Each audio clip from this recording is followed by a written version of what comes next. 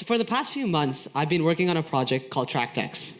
It was a prototype based on the field of tractography, which is a part of neuroscience in which we essentially construct these maps called tractograms of all the essential nerve fibers within the brain. It's also pretty stunning to look at. These maps are used in a wide variety of applications, from preoperative planning to being an essential tool for thousands of researchers. Simply put, there were issues in previous tractograms in which millions of nerve connections that didn't exist were being generated and tracked. So ever since fall break, I've been working painstakingly on this issue.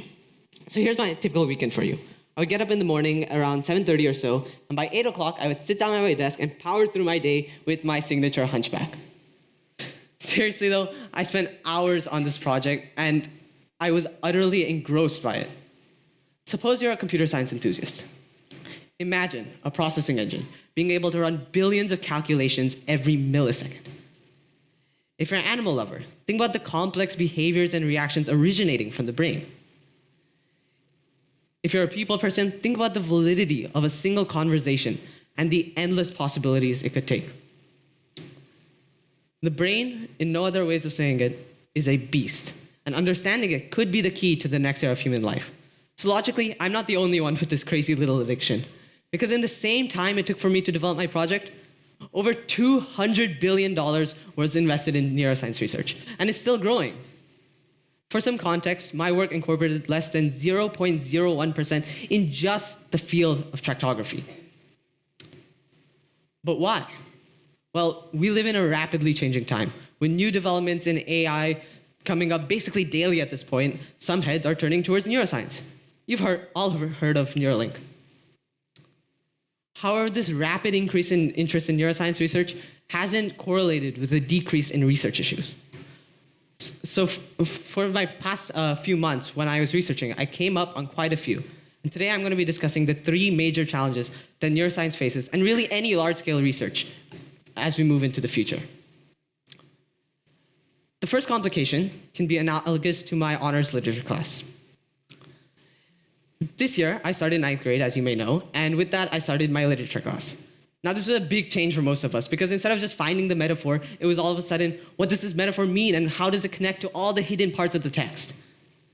And quite frankly, it was a challenge. But as I explored neuroscience, I realized that this task of finding this big picture really wasn't that uncommon. And the first complication is just this. There are billions of neurons firing simultaneously within the brain, and creating complex perceptions from basically a jumbled mess, making it almost impossible to discern an individual neuron's functionality. And this creates what I like to call a data ladder. When it comes to neuroscience research, we can be compared to a blind workman who can't tell where the rungs of his ladder are. However, we do know what's at the top and what's at the bottom. So at the top here, we have psychology, a well-documented field of neuroscience in which almost everything is known. Since the 5th century, even Socrates has been publishing his work. But on the bottom, we have molecular information. And since the 20th century's medical revolution, almost everything about the individual neuron is well known and documented. However, similar to my honors literature class, the issue arises when we try to climb our way up from the molecular information rung all the way up to psychology. All the workman knows is that there's just this magic cloud that just makes everything happen. What makes this issue even more convoluted is the hundreds of restrictions researchers face when conducting science. Most of the time, we're limited to invertebrates with relatively a few and incomplex nervous systems compared to, let's say, a primate. When we're given access to more complex organisms with complex nervous systems, we're limited to observation and external imaging. Now let's get back to the ladder for a moment. Let's say the workman was walking down the street and he spotted a pair of glasses. He bends over to pick them up and realizes these aren't any ordinary glasses, because when he puts them on, his blindness is cured. The ladder, somehow, is now just in complete pieces. We see that every single aspect of neuroscience lies all on its own in its own little bubble. To actually use the ladder, the workman has to be able to put the ladder back together and by using their relationships as glue. And this leads us to the second issue, integration between the steps of neuroscience. And this issue of vertical integration is probed by the extensive knowledge required to work at any of these branches of neuroscience. And this is even further probed by the fact that most scientific inquiry is headed by small groups of researchers of around 10 to 20 highly knowledgeable people in their own specific subject.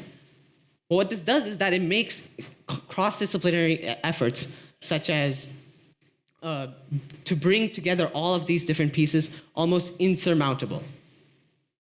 This issue is especially apparent in the fact that we have not yet created a complete profile for any single organism's entire nervous system. We've done so in basically every other organ system. And speaking of which, this brings me to my third point. There is no optimal model for the human brain. For example, take Aplysia california, or the sea slug. It's a relatively primitive organism with around 20,000 neurons compared to the human's 86 billion. And although it may be so primitive of mind, this is still one of the most commonly used organisms in neuroscience research. And this is simply due to the accessibility of it. When given primates, as I mentioned before, we're often faced with the same trade-off between the complexity of the system and the amount of data we can collect from it. And finding this optimal model would be huge for the study.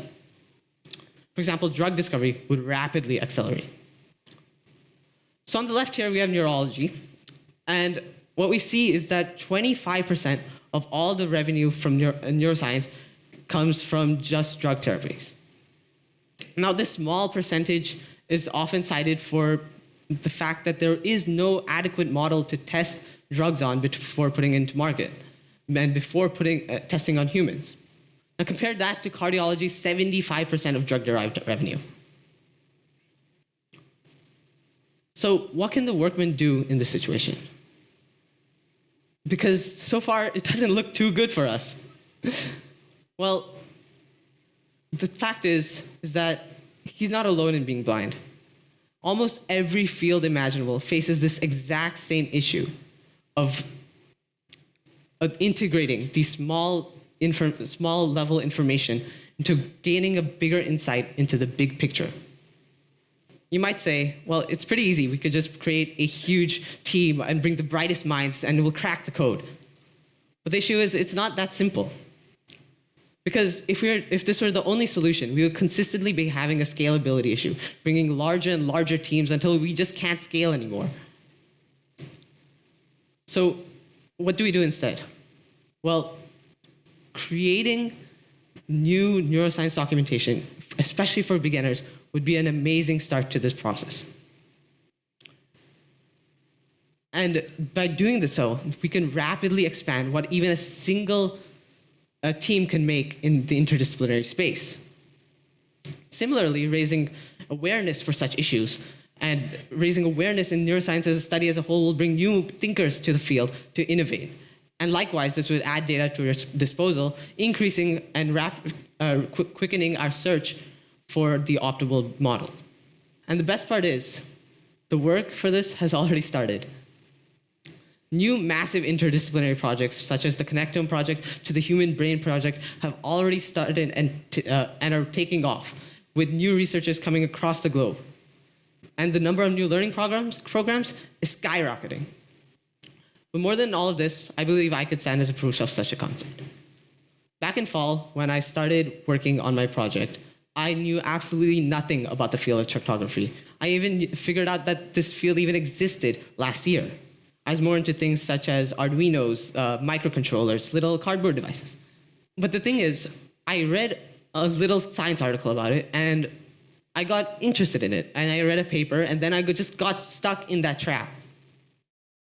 And when the dust settled, my project managed to have, my tractograms managed to have gain in 200% of preciseness compared to tractograms developed by state-of-the-art university-backed programs. And the fact that I can come in as a high schooler to a field that I have absolutely no idea about is absolutely incredible.